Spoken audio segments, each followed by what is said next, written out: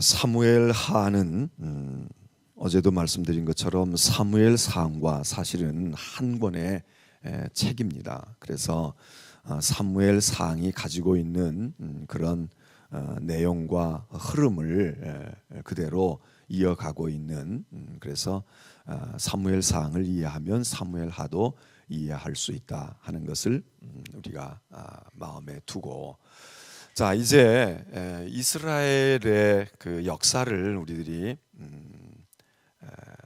이제 왕국 시대를 향해서 가고 있는 그런 내용이 사무엘 상하에 있는데, 사무엘 하는 특별히 다윗이 왕으로 40년을 다스리게 되는데, 다윗이 다스렸던 40년의 그 왕 생활, 통치의 기간, 그것을 담고 있는 것이 이 사무엘 하의 주된 내용이다, 그렇게 볼 수가 있습니다.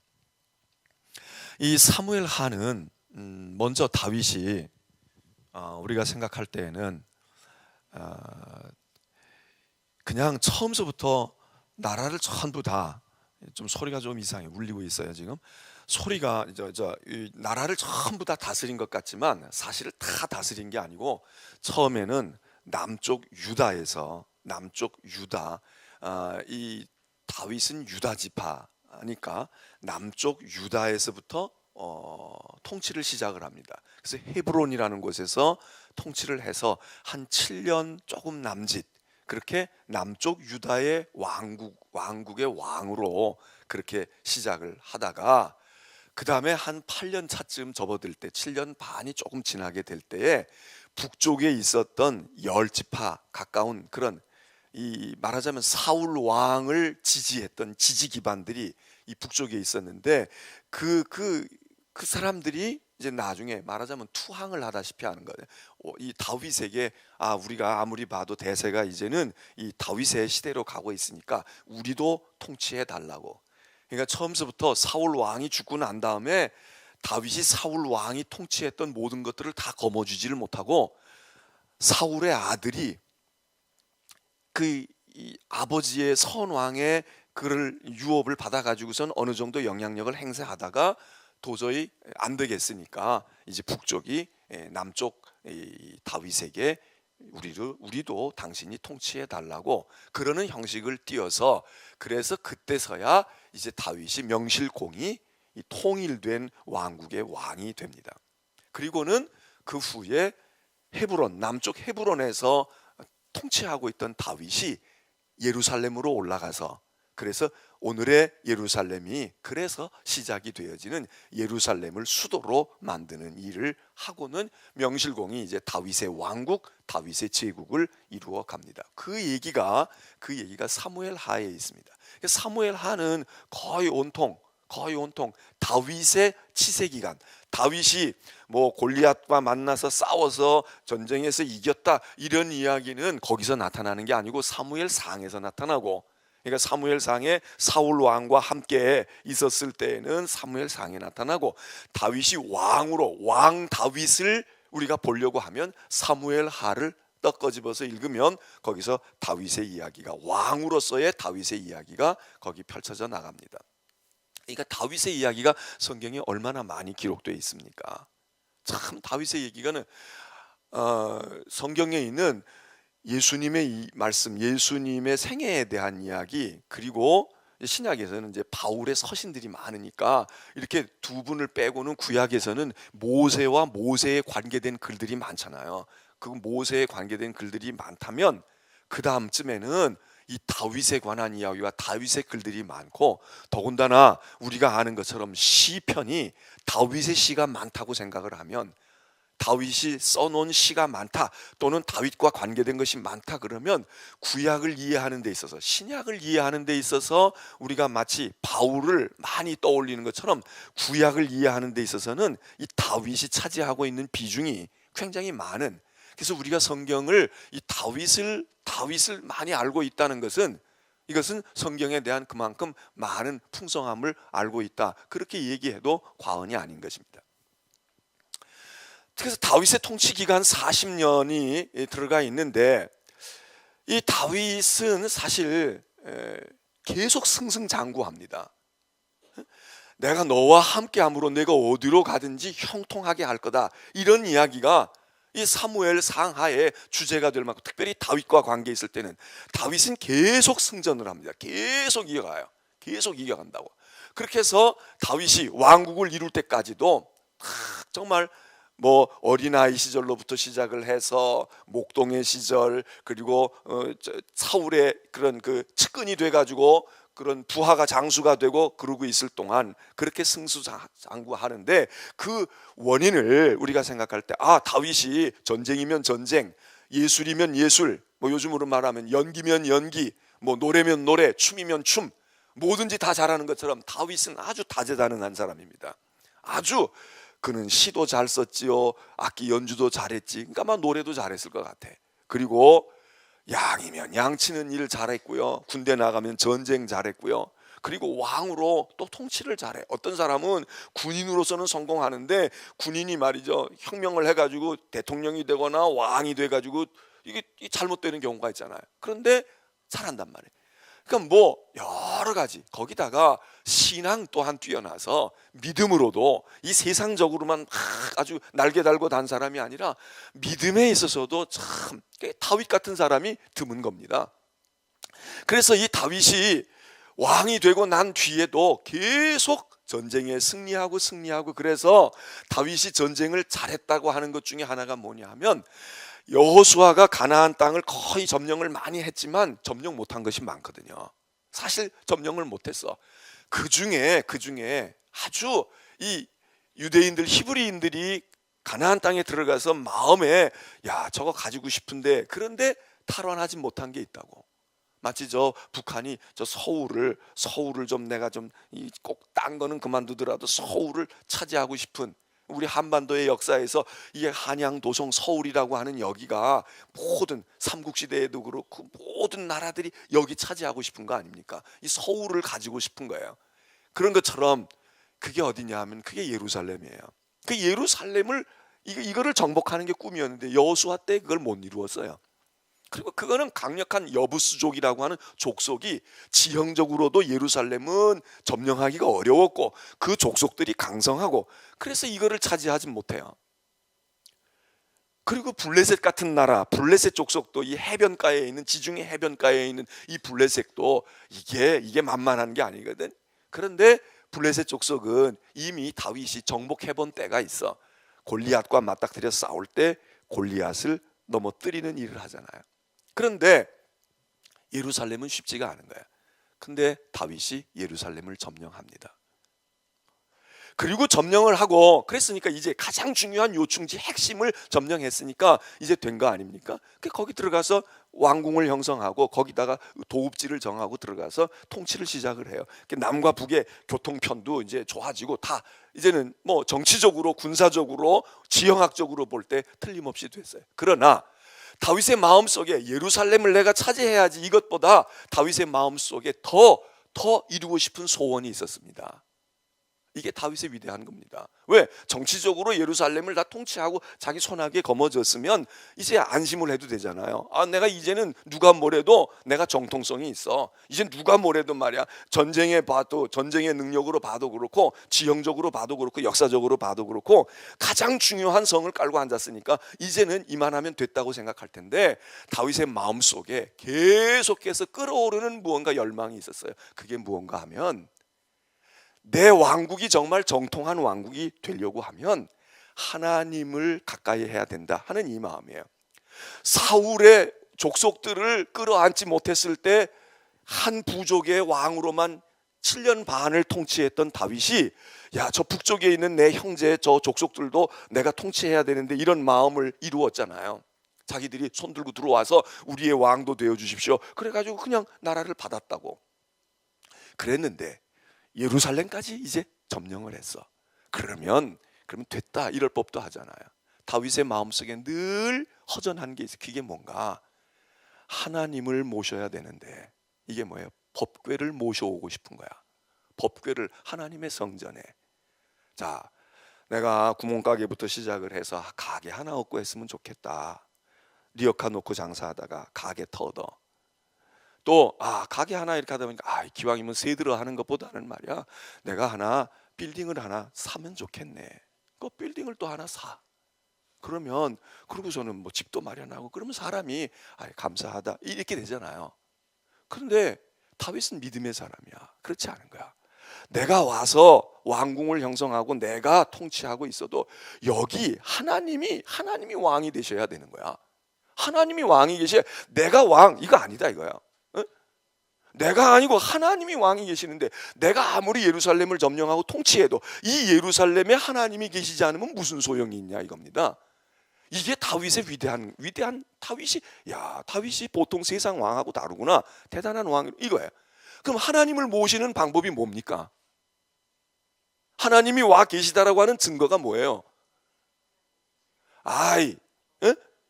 법궤예요. 법궤. 엘리 제사장 때 법궤를 뺏긴다고 그렇잖아요. 사무엘을 길렀던 사무엘의 사부가 있잖아, 스승이 있잖아요. 그가 엘리 제사장이잖아요. 엘리 제사장 밑에서 사무엘이 컸단 말이에요. 그런데 엘리 때에 법궤를 블레셋에 빼앗기는 거야. 그리고 엘리의 아들들이 있었는데 이 아들들이 현치가 않아가지고 그 아들들이 아버지의 역할을 해야 되는데 못하니까 사무엘이 했잖아요. 그리고 그때 뺏겼어. 뺏긴 거는 사무엘도 찾아오질 못해. 이게 어려움 가운데 있었다고. 그랬는데 또 법궤가 오기는 와요. 블레셋에 조금 있다가 하나님이 그냥 진노하셔가지고 법궤 스스로가 올라오는 거야. 블레셋 사람들이 뭐 이스라엘 사람들 싸워가지고 겁나가지고 준 게 아니고 그냥 하나님의 법궤가 블레셋 땅에 있으면서 막 진노하시니까 블레셋 사람들이 겁이 나서 아이고 이거 있다가는 이거 뺏어오면은 이 야훼도 뺏어오고 이스라엘도 우리 노예가 되는 줄 알았더니 이게 화근이로구나 이래가지고 저희들이 새 수레를 만들고 저희들이 해가지고 이스라엘 땅으로 보내잖아요. 근데 이스라엘 땅에 들어오는데 하나님의 복이 지금 굴러 들어오고 있는데도 이 복을 감당을 못하는 거야. 이거를 못해가지고서는 잘못 건드려서 우사라고 하는 사람이 잘못 하나님의 율법대로 행하지 아니하고 제 생각대로 하다가 건드리다가 그냥 벼락 맞아 죽잖아요. 그러니까 이스라엘도 겁나, 블레셋도 겁나, 하나님의 법궤가 공중에 떠 있단 말이에요. 그래가지고서는 저 변방에서 오랜 세월을 있는 거야. 그런데 다윗이 늘 그게 마음에 걸리는 거예요. 하나님의 법궤를 모시고 와야지. 무슨 얘기예요? 왕이 됐지만 왕 된 것보다 다윗의 마음속에 더 중요한 건 하나님이 나와 함께 하셔야 되는데, 내가 하나님 가까이 있어야 되는데, 장사하고 돈 벌면 뭐해? 빌딩 사면 뭐하냐고. 그러니까 마음속에 내 선교도 해야지, 내가 성전을 하나 지었으면 좋겠어, 뭐 이런 꿈들을 우리가 전에는 가졌잖아. 요즘에는 그런 엄두들을 내는 사람도 별로 없어. 예배당 짓기도 힘들고 돈도 많이 드니까 그런지 몰라도 옛날 더 가난할 때에도 내 생애에 내가 예배당 하나는 질 거야, 내가 개척 하나는 할 거야, 뭐 이런 생각 가지는 사람들 있잖아. 땅도 내놓고 말이에요. 자기 안방에서 예배당 시작한 사람들도 있고 그 후손들도 여기 아마 계실지 몰라. 우리 교회도 그렇게 해서 시작이 됐고, 다윗이 그 마음을 품고 있는 거예요. 그래서 다윗이 예루살렘을 점령하고 난 다음에 한 일이 뭐예요? 내가 정말 이 나라가 백성들의 지지를 얻는 것도 중요하지만 여론조사에서 통치율 60% 70% 인기를 얻어가지고 대통령이 직무 수행을 잘하고 있다 이것 얻는 것도 중요하지만, 하나님이 보실 때 내가 하나님의 종이냐, 하나님이 나의 왕이 되어주시고 있느냐, 하나님이 너는 내 종이야, 넌 내 종으로 내가 너 왕을 세워서 왕답게 하는구나, 그리고 하나님으로부터 도장을 꽉 찍어야 이게 정통성이 생긴다, 이 생각을 품고 있는 거예요. 그래서 법궤를 모셔오기를 기다린 거야. 어떻게 법궤를 모셔올까? 그 왕이 돼가지고 다윗의 왕위가 탁 견고하게 정통성을 가지는 계기가 있는데, 그게 뭔가, 예루살렘을 점령한 일은 세상적으로 볼 때에 그것이지만 영적으로 볼 때는 하나님의 법궤를 모셔오는 일이야. 이때 너무너무 기뻐하는 거예요. 다윗이 너무너무 기뻐해. 그 다윗의 됨됨이를 거기서 봐. 예루살렘 성에 법궤를 모셔오는 날 무슨 일이 벌어졌는지 아시죠? 새벽에 오시는 분들 아시지? 예? 성경 읽은 분들은 아신다고. 너무도 그날 자기가 왕 되는 날보다 예루살렘 통치하는 날에도 별로 기사가 없어. 거기도 그냥 들어갔다는 얘기인데, 이 법궤를 모셔오는 날 너무너무 좋아서 다윗이 정신이 반쯤 나간 거야. 옷이 다 벗어지도록 아이처럼 춤추고 뛰고, 그때는 무희가 돼서 말이에요. 왕의 채통도 다 깔아뭉기고 그거 상관없어. 하나님 앞에서 뛰노는, 기뻐서 춤추는 무희, 여자들과 어울려서 춤을 막 추다가 옷도 다 벗어지고 난리가 났잖아. 다윗은 하나님을 모셔드림으로 하나님으로부터 인정을 받아. 그리고 그 마음이 계속 이어져요. 그리고 그 마음이 이어서 그게 뭐예요? 자, 법궤 모셔다 놨으면 됐잖아. 이제 법궤는 하나님의 임재의 상징이니까 예루살렘 성에 떡 와서 하나님의 법궤가 있고요, 자기 왕궁이 있고, 그러니까 이제 다 됐잖아. 하나님으로부터 인정받았잖아. 그러면 우리는 됐다 이제. 그래, 이제 나도 좀 쉬고 싶어. 나도 여행도 다니고 말이야. 나도 이제는 좀 뭐 또 이렇게 해보고 싶고, 더 자기 기념비도 세우고 싶고 이러잖아요. 근데 하나님의 법궤가 와 있는데 다윗의 마음속에 또 끓어오르는 열망이 있어. 그게 뭐예요? 성전 짓고 싶은 거야. 법궤 딱 모셔다 놓고 보니까 자기 왕궁은 지어놓고 백향목궁에서 누워있는데 법궤는 와서 보니까, 와서 오신 거는 좋은데 이제 하나님을 왕으로 모시고 자기가 날마다 하나님을 뵙고 하나님 앞에서 자기가 하나님의 종으로 백성의 왕 노릇하는 거, 이제는 다 됐어. 이제는 문제가 없어. 하나님께도 인정받았으니까. 그런데 하나님을 더 잘 모시고 싶은 거야. 하나님을 더 잘 모시고 싶은 거야. 그래서 마음속에 누구도 이런 생각을 꿈에도 품어본 사람이 없어. 아브라함도 이 생각을 가져보지 않았고, 모세는 하나님이 성막을 지으라고 계시를 해줬으니까 그 계시를 받아가지고 성막을 만드는 위대한 일은 했지만, 모세가 먼저 이게 뭐 돌판을 갖다 모셔야 되는 건지 어찌해야 되는 건지 생각한 적이 없어. 하나님이 그냥 급하게 계시를 막 주셨지. 그런데 다윗은 이게 이상한 사람이야. 그래서 놓고는 뒤척뒤척 생각을 하고 말이야. 이게 내가 인간적인 생각이 아닐까? 그리고 이게 성경에는 어느 날 그렇게 얘기하지만 이게 하루에 됐겠어요? 신앙생활 하다가 자꾸 뭐 하고 싶어, 내가 뭐 해야 되겠는데, 해야 되는데, 아니야 내 형편이, 내가 주제 넘은 거 아니야, 이런 생각하잖아요. 그래서 교인들 중에도 조심스럽게, 목사님 제가 이런 생각이 있는데 이런 거 해도 될까요? 주제 넘은 거 아닐까요? 그리고 헌신하고 자기가 바치는데도 망설이고 이러는 분들 있잖아. 다윗이 그렇게 한 거예요. 그러다가 나단 선지자를 만나잖아요. 나단에게 묻습니다. 내게 이런 마음이 있는데 어떻겠습니까? 어떻겠습니까? 야, 이거 대단한 겁니다. 그래서 하나님께서 이상하다고 그러는 거야. 넌 내가 그 소리 한 적도 없어. 입도 떼지 않았다 이거야. 내 집을 지으라고 말도 안 했어. 너 어디서 배웠니? 누구한테 누가 그러든 하나님이 아주 퉁명스럽게 면박을 주셔요. 그렇지만 저는 그 성경을 읽을 때마다, 야, 하나님이 겉으로는 막 면박 주고 말이야, 건방진 놈 말이야, 너는 전쟁 많이 해가지고 말이야 손에 피가 잔뜩 묻은 놈인데 네가 거룩한 내 성전을 지어? 내가 얼마나 큰 존재인데 네가 얼마나 크게 질 건데 헌신해? 뭐 집 팔면 될 것 같아? 네 땅을 다 팔면 될 것 같아? 그리고 하나님이 막 비아냥거리는 것처럼 얘기하시지만 하나님이 그때 감동받으신 거야. 그때 감동받으신 거야. 오늘 이 얘기가 거기에요. 그 부분이야. 다윗은 세상적인 왕이었지만 다윗은 하나님의 종이었어요. 그래서 평생 늘 자기 과거를 기억해. 하나님, 제가 과거에 양이나 치고 건불더미에서 자던 놈이 말이에요, 오늘 제가 이렇게 되었네요. 이렇게 되었네. 오늘 우리 가운데 그렇게 다윗과 같이 신분 변화가 된 사람들 없습니까? 비록 우리가 대통령은 안 되고 무슨 시장은 안 됐을지 모르지만 우리 한국 사람들 지금 이 21세기를 살아가고 있는 우리 대부분이요, 다 개천에서 용났어. 저부터 시작해서 개천에서 용났어. 제가 엊그제도 어떤 교우 가정에 신방을 하고 새 가족 되신 분 가정에 신방을 하면서 그분이 지난 주일날 등록하신 우리 박은미 집사님인데 저기 논현동 논현역에서 파리바게트 논현역점을 하시더라고. 그래서 제가 빵 얘기가 나와서 그 얘기를 했어. 내가 중학교 다닐 때 말이지, 그 중학교 매점 가게가 제대로 되지도 않았어. 그냥 매점, 이렇게 언덕 이렇게 올라가는 학교 교정에 빵집, 나무 판대기로 이렇게 해가지고 이렇게 버스표 파는 데처럼 해놓은 빵 가게, 빵점이야. 빵 받아다. 거기 단팥빵, 크림빵, 소보로빵, 옛날에 우리 곰보빵이라고 그랬지, 소보로빵, 요 세 가지만 팔았어. 근데 그 빵을 그렇게 사 먹고 싶은데 먹을 수가 있어야지, 돈이 있어야 사 먹지. 제가 안양이 집이었는데 안양에서 서울로 학교를 다니는데 서울 아이들은 사 먹더라고. 다 사 먹어. 근데 난 사 먹을 수가 없어. 중학교 내내 3년 동안 내 기억에 한 번도 사 먹어본 기억이 없는 거야. 그게 그렇게 먹고 싶은 거야. 그 단팥빵, 크림빵, 소보로빵이 그렇게 먹고 싶은 거야. 근데 지금은 빵 중에 단팥빵, 소보루빵, 크림빵은 그냥 빵인가 보다 그러지, 그걸 굳이 가서. 근데 우리 집사님한테 물어보니까 또 그래도 그게 여전히 인기가 있다네. 그런데 요즘에 우리가 얼마나 신분이 변했어요. 다윗 같으면 우리가 다 성전을 지어도 하나씩 지었어. 성전 지어도 하나씩 다 지었을 거야. 우린 그런 마음이 별로 없어.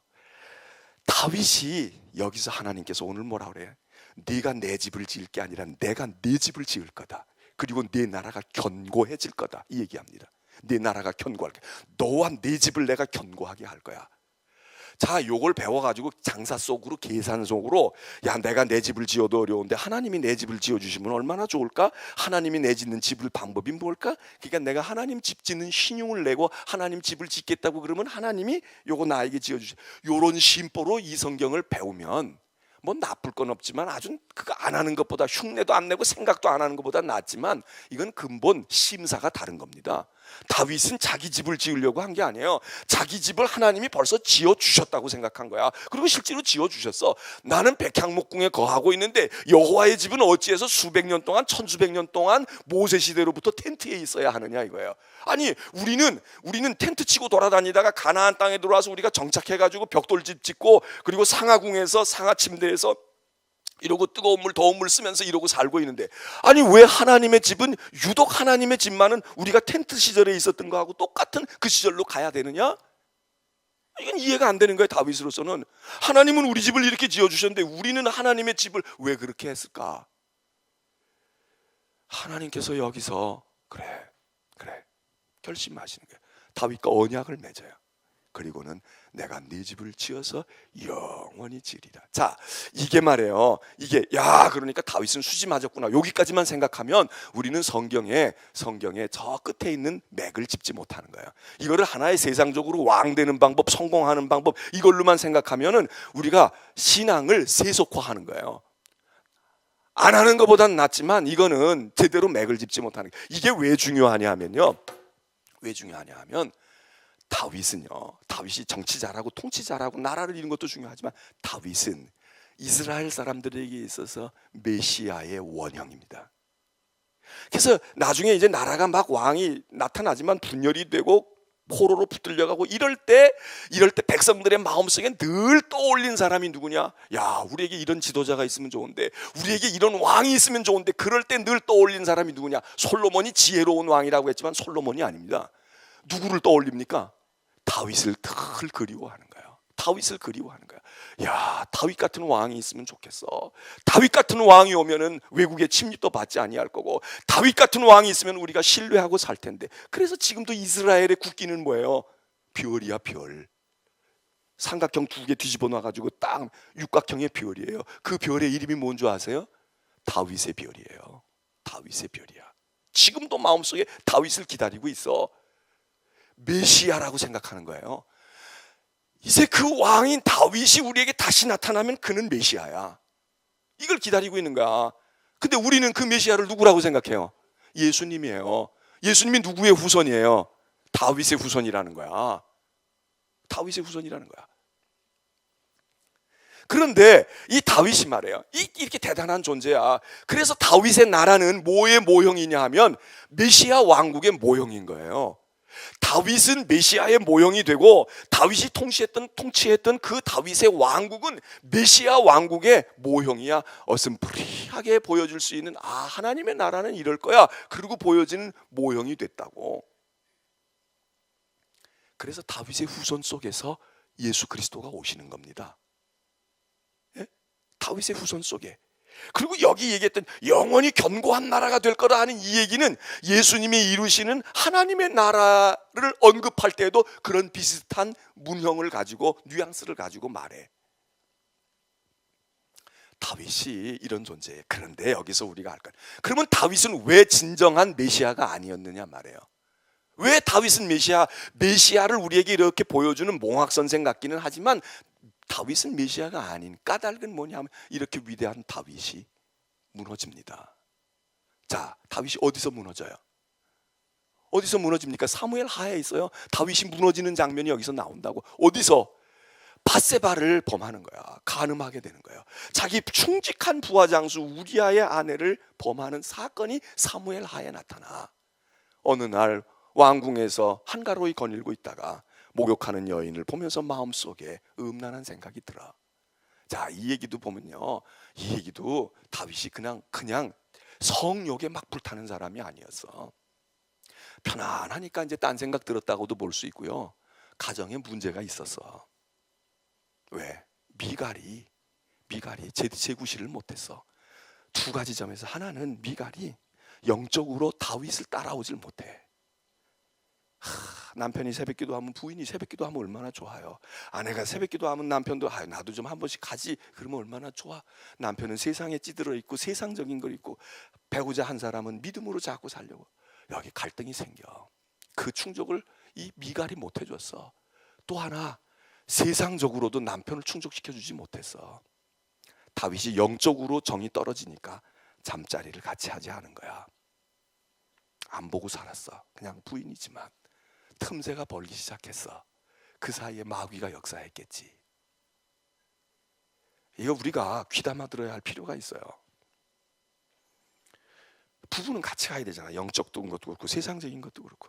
다윗이 무슨 재미가 있겠어. 다 얻었는데 진정 가정에 들어가면 재미가 없어. 근데 어느 날 올라가서 보니까는 목욕하던 여인이 보이는 거야. 그러나 다윗이 결코 잘한 건 아니에요. 여기 무너집니다. 다윗이 바로 이 무너지는 얘기가 11장에 나타나요. 사무엘하 11장과 12장은 다윗의 분수령입니다. 그때까지 다윗은 계속 승승장구였어. 그런데 그 다음부터 다윗은 어두움을 헤매요. 어두움을 헤매. 그 범하고 난 다음에 다윗은 많은 곤경이 옵니다. 다윗 자신에게만 곤경이 오는 게 아니야. 자기 아들 딸들이 벌을 받아. 아들 딸들이 치고받고 죽이고, 근친상간이, 형제들끼리, 다윗의 자손들끼리 근친상간이 일어나고 칼부림이 나고요. 결국에는 그 칼이 누구에게까지 와요? 다윗에게까지 와서, 다윗이 누구에게도 진 적이 없는 사람인데 아들한테 쫓겨나. 음모에 쫓겨나서 머리를 풀어헤치고 밤에 예루살렘 뒷동산으로 신발도 못 신고 도망가. 누구한테 쫓겨서? 아들한테 쫓겨서. 그 아들이 누구 아들? 다윗이 그렇게 사랑했던 아들 중에도 자기 마음에 품었던, 머리끝서부터 발끝까지 핥아줄 수 있었던 아들 압살롬에게 당합니다. 기가 막힌 겁니다.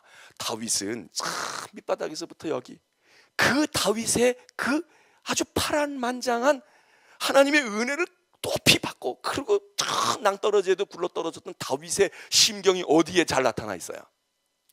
시편 속에 나타나 있는 거야. 시편 속에. 그러니까 시편을 읽으면 우리가 막 공감이 돼. 왜? 우리가 그런 경험을 하잖아. 외롭기도 하고 속상하기도 하고 배신도 당하고 말이에요. 힘에 부쳐서 이게 시편 속에, 150편 속에 나타난다니까. 그러니까 시편을 읽으면은 막 기도가 되는 거야. 그렇구나. 왜? 이 다윗의 이야기에 다윗의 고백이라고. 그래서 다윗이 죽을 때까지 고생을 해요. 죽을 때까지 고생을 해. 그런데 다윗의 반전이 일어나요. 그게 뭐냐 하면, 그렇게 다윗이 결정적으로 하나님 앞에 두드려 맞고 죄를 짓는데 다윗의 위대함이 또 한 번 빛을 발해. 뭐겠어요? 다윗이 그렇게 죄 짓고, 그리고 다윗은 회개를 기가 막히게 하는 거야. 회개하는 거야. 그리고 오래 가지도 않아요. 그게 뭐 한 10년 20년 가는 것도 아니야. 물론 얼마 동안 아이를 낳고 막 이럴 때까지 갔으니까. 그런데 나단 선지자가 들어와가지고 막 나무라잖아요. 네가 거의 그거야. 그런 악한 놈이 너야. 그리고 지적하는 순간 오래 걸릴 것도 없어. 다윗은 팍 깨달아. 그리고 거꾸로져. 금식 들어가. 눈물로 기도해. 그리고 막 그때의 심경도 어디에 나와 있어요? 시편 속에 있어. 시편 속에 있는 거야. 야, 시편 다윗이 말해. 내가 눈물로 침상을 적십니다. 하나님, 난 눈물로 침상을 적셔요. 그리고 그렇게 울고불고 막 괴로워하던 다윗이 용서 안 받은 감격도 시편에 나타나는 거야. 하나님, 세상에 행복한 사람이 누구예요? 예루살렘 왕을 얻을 때가 아니에요. 제가 온 나라를 통치할 때가 아니었어요. 죄 지은 자인데, 죄 지은 자가 하나님으로부터 용서함 받을 때 난 너무 행복했어요. 너무 행복했어요. 이게 시편에 나온다고. 여러분, 돈을 버는 행복도 있지만, 성공하는 행복도 있지만, 죄 지어서 얼굴을 들고 다닐 수 없는 거야. 감옥에 들어갈 수밖에 없는 거야. 사형 집행 당할 수밖에 없는데 용서함을 받았다고 생각해 봐요. 그 문제가 해결됐다고 생각해 봐요. 세상 왕이 따로 있는 게 아니야. 왕이 따로 있는 게 아니야. 이런 감동, 이런 감격이 시편 속에 나타나요. 다윗의 끓어오르는 기도야. 그래서 어떤 분은 시편을 뭐라고 말했느냐면 백열전구라 그래서 백열전구. 옛날 100와트짜리 전기, 이 전구 둥그런 전기불 말이에요. 켜놓으면 빛만 나오는 게 아니라 못도 있어요. 그거 전구 담아. 이거 손으로 못 만져. 뜨거워서. 시편은 우리의 기도의 백열전구 같다는 거야. 빛도 나오지만 거기 뜨거운 열이 있어가지고 건드릴 수가 없어. 이게 말이에요. 활활 타오르는 은혜의 불꽃과 열이 시편 속에 있다는 거야. 그러니까 기도가 안 되거나 기도하는 분들도 사실 시편으로 기도하는 거 굉장히 중요해요. 시편으로 150편이나 되잖아. 1년에 한 2번, 한 편씩만 붙들고 기도하면 1년에 상반기, 하반기에 한 번씩이면 시편 기도. 그러니까 여러분 기도가 잘 안 될 때는 시편의 기도를 하고요. 시편의 기도는 150편의 기도는 별의별 기도가 다 있어. 그러니까 내 형편에 맞추어서 감사하고 싶은데 그럴 땐 감사의 기도를 내가 마음이 무너져 탄식하고 나 한숨만 나와. 탄식의 기도가 얼마나 많은지도 몰라요. 어떤 때 여러분이 원망하고 싶어요? 누구를 욕하고 싶어요? 내가 괜히 되지도 않는 욕 그냥 해가지고 그거 심리적으로 그렇게 욕하고 그렇게 해소하면 속이 후련해요 이렇게 얘기하잖아요. 어젠가도 보니까 그 김수미라고 하는 탤런트 그렇게 욕을 잘한다며. 그 사람이 하는 욕은 또 그렇게 매력이 있다네. 그래가지고 들으면서 내가 하고 싶은 저 여자가 하면 뭐.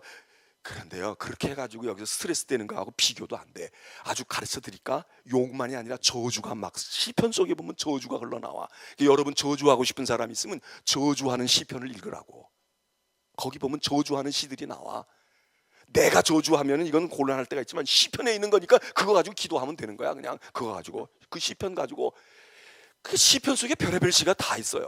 별의별 시가 다 있다고. 그러니까 입맛대로 먹으면 될 거 아니야. 근데 뭘 알아야 먹지. 시편 속에 다 있는데 욕할 거 없어. 내가 욕할 거 없어. 상대방을 내가 아주 욕하다 못해 아주 짓밟아 버릴 수가 있는 시들이 있다니까. 그거 붙들고 성경 말씀이니까 읽으면 될 거 아니야. 그거 붙들고 기도하면 될 거 아니야. 하나님 이건 내 얘기가 아니고 여기 있는데요. 그러면 내 속이 후련할 거 아니에요. 인간적으로도. 이 다윗의 얘기하려면 시편과 같이 얘기해야 되는데 시편 얘기할 때 우리 얘기하고 자, 그래서 다윗은 말이에요, 죄를 심한 살인죄까지 범하잖아요. 간음죄가 살인죄로 발전하잖아. 죽여버리잖아. 이 죄가 발각되지 않으려고 우리아를 죽여버리잖아요. 무서운 죄를 짓습니다. 다윗은 죄를 져도 무서운 죄를 지어요. 이 무서운 죄를 지었지만 다윗이 기사회생해. 다윗이 기사회생하는 거야. 그리고 다윗은 그러니까 메시아가 아니야. 왜? 다윗은 자기의 죄를 걸머진 사람이에요. 근데 주님은 그렇지 않아. 그리고 주님은 다윗의 이미지를 가지고 있으면서 다윗과 달라요. 이게 이제 이사야서에 나타나는 거고 이게 복음서에 나타나는 메시아예요. 이게 우리가 바라보는 주님이야.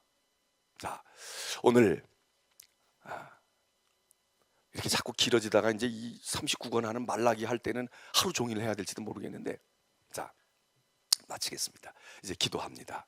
여러분, 신앙은 예수 그리스도에게 표상을 두는 겁니다. 예수 그리스도가 우리의 신앙의 원형입니다. 그러나 우리가 인간인 까닭에 인간의 모습을 통해서 예수님을 바라봤던 사람들을 바라보면 우리가 조금 더 용기가 생겨요. 저 사람들처럼. 그 중에 한 사람, 다윗은 우리의 신앙의 좋은 모델입니다. 다윗 대단한 사람입니다. 주님 같지는 않지만 다윗 대단한 사람이야. 그리고 그 다윗을 하나님이 항상 붙으셨고 다윗은 하나님께 착 달라붙었어요. 그래서 죄 짓고도 하나님 앞에 금방 거꾸러지는 거야. 빙빙 돌질 않았어요. 변명하지 않았어요. 그냥 그 순간 엎부러지고 거꾸러져서 주님 앞에 엎드려 기도하였더니 하나님이 다윗을 다시 일으켜 영원한 내 나라를 내가 지키도록 네 후손이 하겠다 약속하셨습니다. 오늘 여러분, 다윗 될 수 있습니다. 다윗과 같은 존재가 우리가 될 수 있고요. 우리는 다윗보다 더 온전하신 메시아 예수 그리스도를 바라보고 주님이 우리의 구주이심을 믿고 의지합니다. 여러분, 여러분의 삶 속에서 하나님의 나라를 이루어 가시기를 축원합니다.